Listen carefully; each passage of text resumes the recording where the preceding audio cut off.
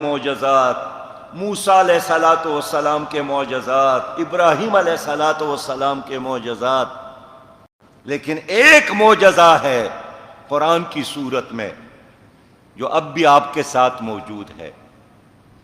اور اس سے بڑا معجزہ کیا ہے جب اللہ نے فرمایا کہ میں اس کی حفاظت کروں گا، تو 1400 سال تو گزر گئے، کتنی سازشیں ہو گئیں، کتنے حپا شہید کیے گئے، کتنے قرآن کریم جلائے گئے، لیکن آج بھی یہ قرآن اسی صورت میں موجود ہے جس طرح اللہ نے نبی مہربان صلی اللہ علیہ وسلم پر نازل فرمایا تھا۔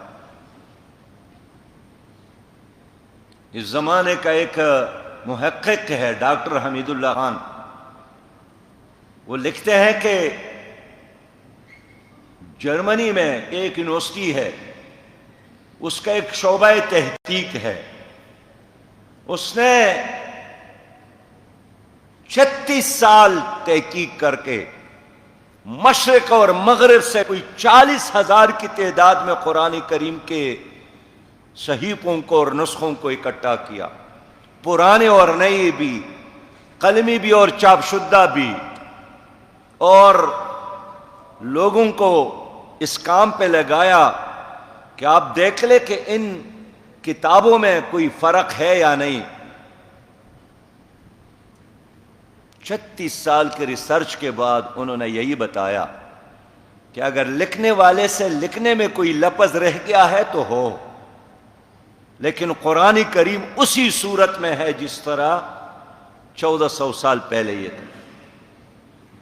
ڈاکٹر حمید اللہ خان نے کہا کہ اس یونیورسٹی پر بمباری کی وجہ سے وہ ڈپارٹمنٹ تباہ ہو گیا اور وہ رپورٹ کہیں ضائع ہو گئی۔ میرے بہت ہی محترم بھائیوں، 1400 سال قبل بھی یہی قرآن تھا جس نے منتشر انسانیت کو اکٹھا کر کے ایک امت بنائی، جس نے عرب جیسے بدو قوم کو اٹھا کر دنیا کا امام بنایا، جنہوں نے کوئی یونیورسٹیوں میں اور کالجز میں پڑھا بھی نہیں تھا، لیکن اس قرآن کے مدرسے میں قرآن کے تعلیمات اور قرآن کی روشنی کے نتیجے میں مثالی حکمران بن گئے، مثالی قاضی بن گئے، مثالی جرنیل بن گئے، اور آج بھی زندگی کے ہر شعبے میں وہ ہمارے لیے نمونہ ہے اور ماڈل ہے۔ ابو جہل اس لیے کہا کرتے تھے کہ میں کیا کروں، یہ بنو ہاشم ہے، جنگ میں شریک ہوتے تھے تو ہم بھی اپنا جوہر دکھاتے تھے تلواروں کا، لوگوں کو کھلاتے تھے، مہمان نوازیاں کرتے تھے تو ہم بھی مقابلہ کرتے تھے، لیکن اب اس پر وحی کا نزول شروع ہوا ہے، میں ہر چیز کا مقابلہ کر سکتا ہوں، لیکن اس وحی کے مقابلے میں میرے ساتھ اس کا مد مقابل نہیں ہے۔ حرم پاک کے دیوار پر اس زمانے کا رواج تھا کہ ہر کوئی بڑا شاعر اپنا کلام لکھ کر ادھر لگاتا تھا، اور باقی شعراء آ کر اس میں کمی کوتاہیاں معلوم کر کے ساتھ لکھتے تھے۔ تو ایک صحابی نے وہاں ایک کاغذ پر ایک سورت، مختصر سورت، اِنَّا أَعْطَيْنَاكَ الْكَوْثَرَ فَصَلِّ لِرَبِّكَ وَانْحَرْ إِنَّ شَانِئَكَ هُوَ الْأَبْتَرُ لکھ کر لگائی۔ اس زمانے کا بڑا شاعر جو تھا لبید، وہ آیا، اس نے دیکھا، انداز دیکھا، الفاظ دیکھا، وزن دیکھا، اس کی نیچے صرف ایک فقرہ لکھا کہ ما ھذا قول البشر، یہ کسی انسان کا کلام نہیں ہے۔ حضرت عمر رضی اللہ تعالیٰ عنہ نے ان کو بلایا کہ کوئی شعر سنائے۔ اس نے عرض کیا کہ جب سے میں نے سورہ البقرہ سنی ہے اس کے بعد میں نے شعر کہنا چھوڑ دیا ہے، اس بہترین کلام کے موجودگی میں اور کسی شعر کی ضرورت نہیں ہے۔ میرے بہت ہی محترم بھائیوں، باقی ہر دنیا کی کتاب اس دنیا میں کوئی نہ کوئی رہنمائی کا ذریعہ ہے، کوئی میتھس کا، کوئی فزکس کا، کوئی کیمسٹری کا، لیکن کسی ایک چیز کے بارے میں رہنمائی کر سکتی ہے۔ یہ ایک قرآن ہے جو زندگی کے ہر شعبے میں کہ رخ کیا ہے جواب دیتا ہے، انسان کس مقصد کے لیے آیا ہے جواب دیتا ہے، اور سب سے بڑی بات یہ کہ اس کائنات کا خالق اور مالک کون ہے جواب اور رہنمائی کرتا ہے، پھر آپ کا اس خالق کے ساتھ تعلق کیا ہے جواب دیتا ہے، پھر یہ ہے کہ مرنے کے بعد کیا ہوگا۔ دنیا کے ہر کتاب اس پر خاموش ہے، واحد کتاب ہے جو رہنمائی کا ذریعہ ہے کہ موت بھی انسان کو پناہ نہیں کر سکتی، آپ نے دوبارہ اٹھنا ہے، خالق اور مالک کے سامنے کھڑا ہونا ہے، اور جوانی کے بارے میں، مال کے بارے میں، زندگی کے بارے میں، صلاحیتوں کے بارے میں، نعمتوں کے بارے میں جواب دینا ہے۔ اگر آپ نے اللہ کی نعمتوں کو اور امانتوں کو صحیح استعمال کیا تو جنت آپ کے انتظار میں، اگر آپ نے ان امانتوں میں خیانت کی تو جہنم آپ کے انتظار میں۔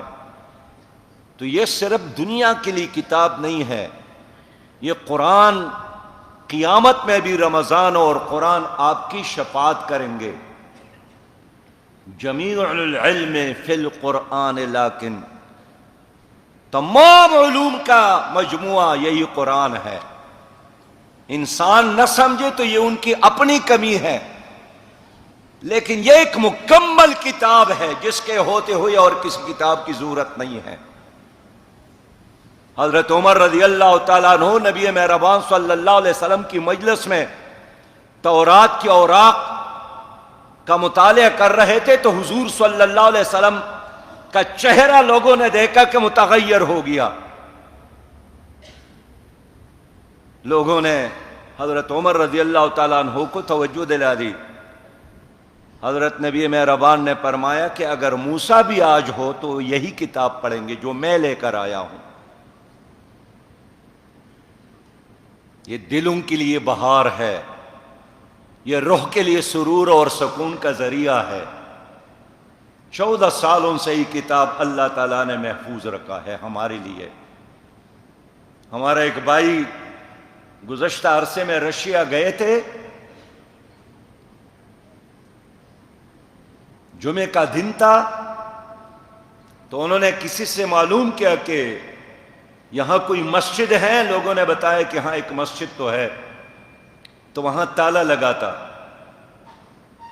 معلوم کیا تو پڑوسی سے چابی لے کر انہوں نے تالا کھولا، اندر جا کر مسجد کی صفائی کی، اور پھر جب باہر نکلے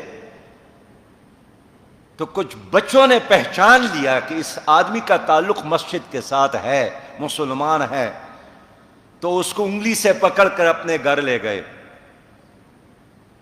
وہ ایک ٹیلر ماسٹر کا گھر تھا۔ تو جب معلوم ہوا کہ یہ آدمی مسلمان ہے تو انہوں نے ان سے پوچھا کہ کیا آپ نے قرآن دیکھا ہے؟ تو اس نے کہا کہ ہاں میں نے تو قرآن دیکھا ہے، میرے ساتھ تو قرآن ہے۔ تو انہوں نے اپنے ایک بچے کو بلایا اور ان سے پوچھا کہ آپ ان سے قرآن سنیں۔ تو ان کے جیب میں قرآن تھا، اس مہمان کے جیب میں۔ تو انہوں نے کہا کہ یہ آپ تلاوت کریں، سورہ فاتحہ کی تلاوت کرے، سورہ البقرہ کی تلاوت کرے، تو تلاوت نہیں کر سکتے تھے۔ تو ٹیلر ماسٹر نے کہا کہ آپ ان سے سنیں۔ تو اس نے کہا کہ بچے سورہ بقرہ سنائے، تو انہوں نے سنانا شروع کیا۔ سورہ یاسین سنائے تو انہوں نے سنانا شروع کیا۔ مہمان نے پوچھا کہ یہ کیا معاملہ ہے، آپ قرأت نہیں کر سکتے، تلاوت نہیں کر سکتے، کتاب میں آپ کو ادراک نہیں ہے؟ انہوں نے کہا کہ 70 سال ہو گئے کہ یہاں قرآن کریم کے کتاب پر پابندی تھی، ہم نے دیکھا نہیں۔ لیکن میں نے اپنی اس بیٹے کو ایک ٹیلر ماسٹر کے ساتھ، دوسرا تھا اس کے ساتھ بٹھایا۔ وہ ٹیلر ماسٹر قرآن کا حافظ تھا، تو وہ ٹیلرنگ کے بہانے 2 اور 4 بچوں کو ساتھ بلاتے تھے، 2-3 سال ٹریننگ بھی کرواتے تھے اور قرآن کریم بھی یاد کرواتے تھے۔ تو میرے اس بیٹے نے قرآن کو دیکھا تو نہیں ہے، لیکن اس دکاندار سے اس نے قرآن حفظ کی ہے۔ اِنَّا نَحْنُ نَزَّلْنَا الذِّكْرَ وَإِنَّ لَهُ لَحَافِظُونَ، میں نے اس قرآن کو نازل کیا ہے، اور یہی وجہ ہے کہ آج وہاں حفاظ موجود ہے۔ اب تو الحمدللہ USSR کی ٹوٹنے کے بعد دوبارہ راستے کھل گئے، عظیم شان بخارا کی مسجد کھل گئی، سمرقند کے مساجد کھل گئے، وہ بڑے بڑے مدارس کھل گئے، دوبارہ وہاں ایک بہار دیکھنے کو مل رہا ہے۔ لیکن اس زمانے میں بھی اللہ تعالیٰ نے روس جیسے علاقے میں قرآن کریم کو محفوظ رکھا۔ تو یہ اللہ کی امانت ہے آپ کے ساتھ میرے بہت ہی محترم بھائیوں، تو یہ معجزہ ہے آپ کے ساتھ۔ آج بہت بڑا المناک واقعہ یہی ہوا کہ گزشتہ عید الاضحیٰ کو جب 2 ارب مسلمان عید کے نماز میں مصروف تھے، تو سویڈن میں ایک بدبخت انسان سلوان مومیکا نے قرآن کریم کو جلایا لوگوں کے موجودگی میں۔ اور اس واقعے کی شدت اس لیے ہے کہ جلانے کے لیے انہوں نے باقاعدہ حکومت سے اجازت لی ہے، اور جلاتے وقت قرآن کریم جلاتے وقت پولیس ان کی حفاظت کر رہی تھی۔ اور یہ کوئی پہلا واقعہ بھی نہیں ہے، جب سے مغرب میں لوگوں نے قرآن کریم کی طرف رجوع شروع کیا، بڑے بڑے پروفیسر، سائنسدان، اداکار، فنکار اور نوٹیبل لوگوں نے ایمان قبول کرنا شروع کیا۔ خود قطر میں ابھی فٹ بال کے بین الاقوامی میچ کے دوران جب باہر سے آئے ہوئے لوگوں نے قرآن کریم کو سنا، تو بڑی تعداد میں لوگوں نے اسی وقت قرآن کریم سن کر ایمان قبول کیا۔ یہ ایک ایسا کلام ہے جو کبھی پرانا نہیں ہوتا۔ اس تعصب کی وجہ سے گزشتہ ایک طویل عرصے میں مغربی دنیا نے قرآن کریم کے ساتھ نبی مہربان صلی اللہ علیہ وسلم کی توہین بھی شروع کی ہے۔ فرانس میں چارلی ایبڈو نے رسالہ ہے، نبی مہربان صلی اللہ علیہ وسلم کی توہین میں کارٹون بنانا شروع کیا، بلکہ توہین امیز کارٹون بنانے میں انہوں نے مقابلہ کروایا، اور فرانس کے صدر کیمرون نے اس موقف کی حمایت کی۔ خود امریکی جیل ابو غریب میں قیدی یہاں آئے ہیں، بتاتے ہیں کہ پاخانہ میں، واش روم میں پاخانہ صاف کرنے کے لیے قرآن کریم کے اوراق رکھتے تھے۔ ہمارے مسلمان قیدیوں کو ٹارچر کرنے کے لیے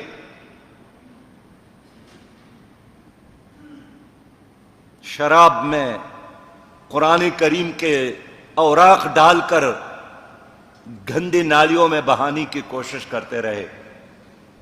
ناروے میں، سویڈن میں، ڈنمارک میں واقعات کا ایک تسلسل ہے۔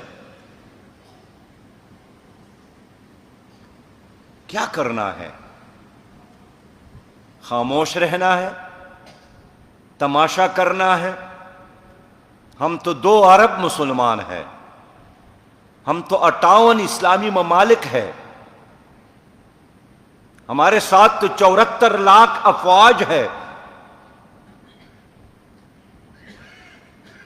اسلامی دنیا کے وسائل درہم اور دینار جو ان کے جیلوں میں پڑے ہیں، ان کے کارخانے اسی دولت پر چل رہے ہیں۔ اتنی بڑے تعداد کے باوجود اگر ان ممالک نے سرکاری سرپرستی میں نبی مہربان کی شان میں توہین شروع کی ہے اور قرآن کریم کو جلانے کا ایک سلسلہ شروع کیا ہے، یہ ہماری غیرت کے لیے امتحان ہے، یہ ہمارا ایمان کا امتحان ہے، یہ مسلمان حکمرانوں کے لیے ایک چیلنج ہے، یہ 2 ارب مسلمان امت کے لیے ایک چیلنج ہے۔ لیکن مجھے افسوس ہے کہ اس طرح واقعات ہونے کے بعد OIC کا ایک قرارداد پاس ہوتا ہے اور اس کی بات خاموشی ہوتی ہے اور پھر اگلے واقعے کا انتظار کیا جاتا ہے۔ سویڈن کے ایک اخبار کے مطابق اس وقت مزید 3 درخواستیں حکومت کو دی گئی ہے کہ ہمیں بائبل کو بھی جلانے کی اجازت دی جائے اور ہمیں مزید قرآن کریم جلانے کی اجازت دی جائے۔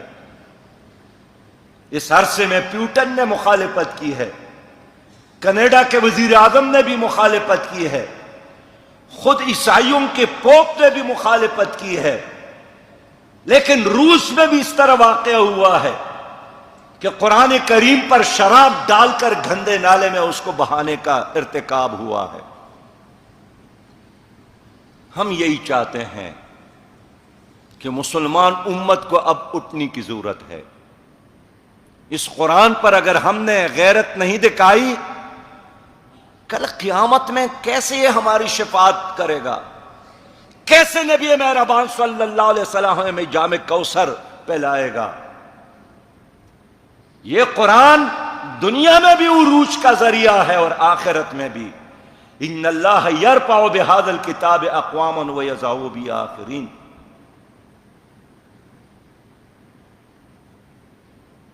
میرے لوگوں، بھائیوں اور بہنوں، ایسا نوکر، ایسے چوکیدار تو آپ بھی قبول نہیں کریں گے کہ دشمن آپ کے کپڑوں کو پاڑے، آپ کو بھی عزت کرے اور آپ کا نوکر صرف آپ سے یہی بات کہتے رہے کہ میں آپ کا تابع دار ہوں، میں آپ کا وفادار ہوں، میں آپ کا غلام ہوں۔ ہم 2 ارب مسلمان بس ویسے ہی ہے، دیکھتے ہیں اور مسجد میں آ کر یہی اعلان کرتے ہیں کہ ہم تو تابع دار ہیں، ہم تو وفادار ہیں۔ ریت کی ڈیر کی طرح، قبرستان کی طرح خاموشی ہے۔ یہ ایک ٹیسٹ کیس ہے، وہ اتنے بار یہ کام کریں گے کہ ہم عادی ہو جائے اس تماشا کو دیکھنے کا۔ جس طرح ملک میں عدالتوں میں قرآن کے نظام کی بجائے انگریز کا قانون ہم عادی ہو گئے کہ کوئی بڑی بات نہیں ہے، بری بات نہیں ہے۔ جس طرح اسلامی ملک میں سعودی نظام ہم عادی ہو گئے ہیں، جس طرح تعلیمی اداروں میں مخلوط نظام تعلیم ہم عادی ہو گئے ہیں،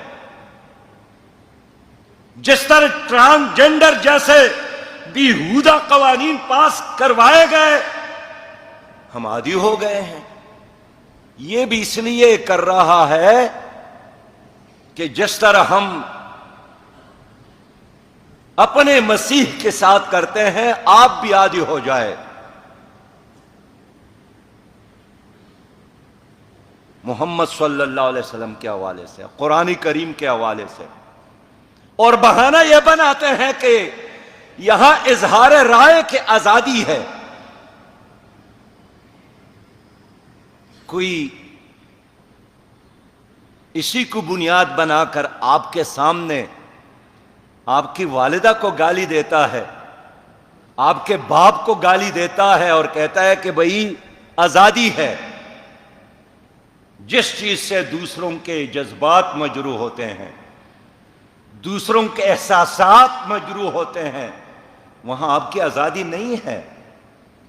نبی مہربان صلی اللہ علیہ وسلم کے ساتھ عشق اور محبت کرنے والے لوگ ہمیشہ انہوں نے اپنی زندگیاں نچاور کی ہے۔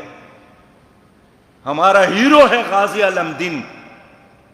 وکیل نے کہا کہ آپ انکار کریں کہ میں نے فلاں ہندو کو قتل نہیں کیا ہے۔ غازی علم دین نے کہا کہ میں جانتا ہوں کہ اس اعتراف میں مجھے پانسی ملے گی، لیکن میں نے تو زندگی میں یہی ایک کام کیا ہے کہ جس نے نبی مہربان کی توہین کی ہے اس کو میں نے قتل کیا ہے، میں تو پانسی کے پندے کے انتظار میں ہوں۔ چارلی ابدو کا جو رسالہ ہے اس کے مالک پر ہمارے سیالکوٹ کے ایک نوجوان نے حملہ کیا، جیل میں ڈالا گیا، ان سے پوچھا گیا کہ ہم آپ کو چھوڑیں گے کیا آپ یہ کام دوبارہ کریں گے؟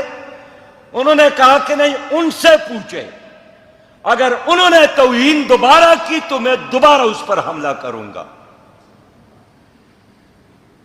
نحن الذین بایعوا محمدا علی الجہاد ما بقینا ابدا، ہم وہ لوگ ہیں کہ ہم نے حضور صلی اللہ علیہ وسلم کے ساتھ بیعت کیا ہے، وعدہ کیا ہے، اس پر ایمان لایا ہے۔ علی الجہاد ما بقینا ابدا، جب تک زندہ ہے ہم دین کی حفاظت کریں گے۔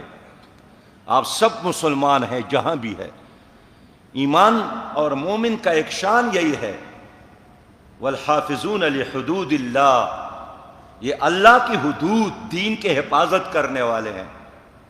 کوئی حرم جلا رہا ہے آپ نے حفاظت کرنا ہے، کوئی مسجد جلا رہا ہے آپ نے حفاظت کرنا ہے، کوئی حضور اور قرآن کی شان میں گستاخی کر رہا ہے آپ نے حفاظت کرنا ہے، اگر آپ نے اس پر ایمان لایا ہے۔ اس لیے ہم اس میں غیر جانبدار نہیں ہیں، ہم مدعی ہیں۔ 2 ارب مسلمانوں کے دل جلائے گئے۔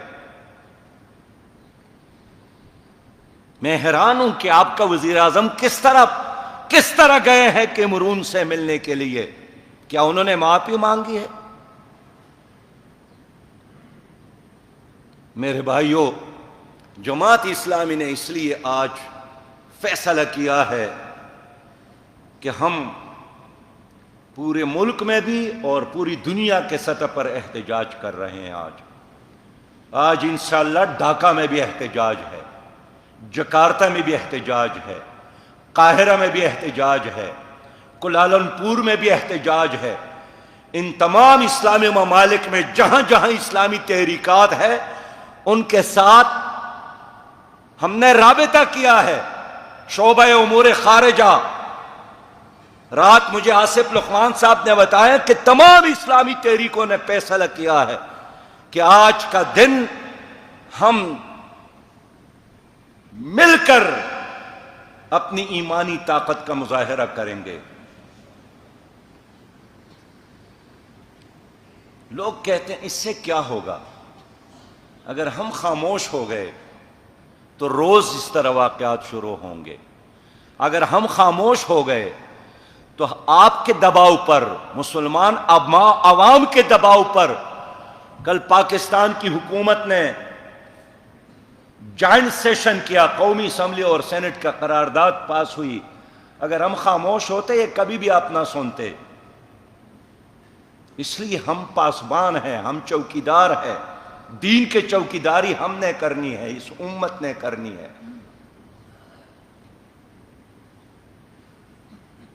آپ سے بھی اپیل کرتا ہوں کہ اس طرح واقعات جو ہوتے ہیں تو حق کا یہ تقاضا ہے کہ اور قرآن کے ساتھ جڑ جائے۔ کوئی 1 رکوع تلاوت کرتا تھا تو اب 2 رکوع کرے، کوئی ہفتے میں 1 بار قرآن کریم کی تلاوت کرتا تھا ہر دن شروع کر لے۔ باترجمہ قرآن کریم سیکھنے کا بھی اہتمام کرے کہ اس میں ہے کیا، کہ دشمن ان سے اتنا جل رہا ہے، آخر ہے کیا، پھر عمل شروع کرے، اخلاق، معاملات، عبادات قرآن کے رنگ میں رنگنے کی کوشش کرے، اور پھر اپنے ملک میں اس قرآن کو نافذ کرنے کے لیے جدوجہد کے لیے آمادہ ہو۔ ہمارے ملک میں بھی قرآن مظلوم ہے، 99% لوگ مسلمان ہیں اور عدالتوں میں قرآن کا نظام نہیں ہے۔ حال یہ ہے کہ قرآن کا ایک نام فرقان ہے، حق اور باطل میں فرق کرنے والا۔ ہم مسلمان ہیں اور قرآن کے مطابق معاشی نظام نہیں ہے، سودی نظام. ہم مسلمان ہیں اور ہمارا میڈیا وہی کچھ دکھا رہا ہے جس کا اجازت قرآن نہیں دیتا. اس لیے اس ملک کا حکمران ہم نے قرآن ہی کو بنانا ہے. یہ درس انقلاب ہے، اسی میں انصاف ہے، یہی روشنی ہے، یہی حق ہے، یہی میزان ہے، یہی رہبر اور رہنما ہے. ادخلوا فی السلم کافہ، اس کا مطلب یہی ہے کہ داخل ہو جاؤ، مکمل داخل ہو جاؤ. ہم حکومت سے بھی کہنا چاہتے ہیں کہ OIC کا قرارداد قبول نہیں، جوائنٹ سیشن کا قرارداد نامکمل. ایک ایکشن پلان بنایا جائے، پہلے مرحلے میں OIC کی بنیاد پر اور پھر بین الاقوامی سطح پر قانون سازی کے لیے دباؤ ڈالے، ورنہ اس سے ایک اور تیسری جنگ برپا ہوگی اس دنیا میں. آپ کا کیا خیال ہے کہ آپ قرآن جلائیں گے اور اسلامی ممالک میں آپ کے سفارت خانے محفوظ رہیں گے؟ خود مغربی دنیا میں جتنے بڑی تعداد میں مسلمان آباد ہے وہ آپ کے شہری ہے. آپ کی اس عمل کے نتیجے سے ان کروڑوں مسلمانوں کی جذبات کی توہین اور ان کے احساسات قتل ہوتے ہیں. وہ آپ کو ٹیکس دیتے ہیں، وہ آپ کے شہری ہے. ہم یہی چاہتے ہیں کہ 58 اسلامی ممالک مل کر سویڈن کے سفیر کو ملک سے نکالے اور اصول یہ بنا لے کہ جس ملک نے قرآن کی توہین کی، رسول کی توہین کی، اس کے ساتھ کسی طرح ہمارے سفارتی روابط تعلقات نہیں ہوں گے. یہ دہشت گردی ہے. میں یہی مغربی دنیا سے کہنا چاہتا ہوں کہ یہ آپ کا بھی امتحان ہے کہ آپ واقعی انسانیت اور انسانی حقوق پر یقین رکھتے ہیں یا صرف الفاظ کی حد تک. ہم چاہیں گے کہ سویڈن پر معاشی پابندی لگایا جائے، سویڈن کی مصنوعات کا بائیکاٹ کیا جائے، اپنے اپنے ممالک سے ان کے سفیر کو نکالا جائے. جب 58 ممالک اپنے سفیروں کو وہاں سے نکالے اور اپنے ممالک سے ان کے سفیر کو نکالے، کیا ہوگا؟ کیا سویڈن ہمیں رزق دیتا ہے یا اللہ دیتا ہے؟ آپ کے تعلقات بہتر بھی ہے، پھر بھی یہاں غربت ناچ رہی ہے.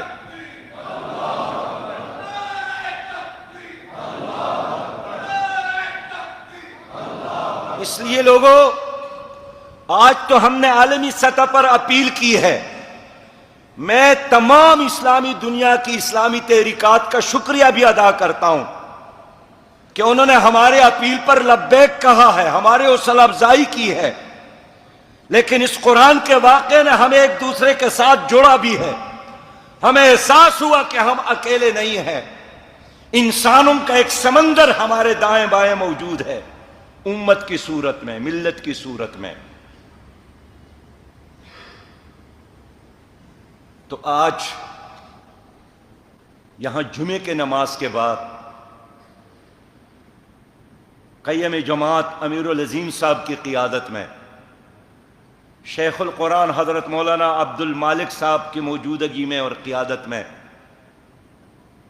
باہر عظیم شان مظاہرہ ہوگا. لاہور بھر کے کارکنان بھی آئے ہیں، ضیاء الدین انصاری صاحب بھی ہے. آپ سب نے، نوجوان ہے یا بزرگ ہے، حتیٰ کہ جو بزرگ ویل چیئر پر ہیں اس کو بھی رینگتے ہوئی وہاں جانا چاہیے. یہ جہاد فی سبیل اللہ ہے، یہ عشق اور محبت کا تقاضا ہے. میں خود نماز کے بعد جنگ کی طرف نکل رہا ہوں. جنگ میں میرا پروگرام ہے اور یہاں لاہور کے اس مظاہرے میں آپ سب نے شریک ہونا ہے۔ دیکھیں کسی آدمی نے شدید عذر نہ ہو تو کسی اور طرف نہیں جانا ہے، ممکن ہے یہ چند قدم اللہ تعالیٰ قبول فرمائے۔ قطرہ تو قطرہ ہے، پانی کا قطرہ سمندر میں، پانی کا قطرہ دریا میں، پانی کے قطرے کنویں میں، لیکن ایک قطرہ آنکھوں میں نظر آتا ہے اللہ کے خوف اور اللہ کی محبت سے۔ اللہ فرماتا ہے یہ قطرہ مجھے سب سے زیادہ محبوب ہے۔ خون تو بہتا رہتا ہے، موجود ہے، لیکن اللہ کے راستے میں ایک قطرہ بہتا ہے۔ اللہ فرماتا ہے کہ اس قطرے کا فرش تک پہنچنے سے پہلے پہلے میں شہید کی گناہوں کو معاف کرتا ہوں۔ تو یہ چند قدم آپ نے لینے ہیں ڈسپلن کے ساتھ، امن کے ساتھ، قرآن کریم کی تلاوت کرتے ہوئے، ذکر و اذکار، نبی مہربان صلی اللہ علیہ وسلم پر درود کے ساتھ، اور پھر آج کے بعد دشمن یہی چاہتا ہے کہ ہم قرآن چھوڑے، لیکن ہم نے قرآن کے گود میں قرآن کے ساتھ جوڑنا ہے اور دنیا کو بتانا ہے کہ یہ بات آیا ہے دنیا پر، ہم پھول بھی ہے تلوار بھی ہے، یا بزم جہان مہکائیں گے یا خون میں نہا کر دم لیں گے۔ وآخر دعوانا الحمد للہ رب العالمین۔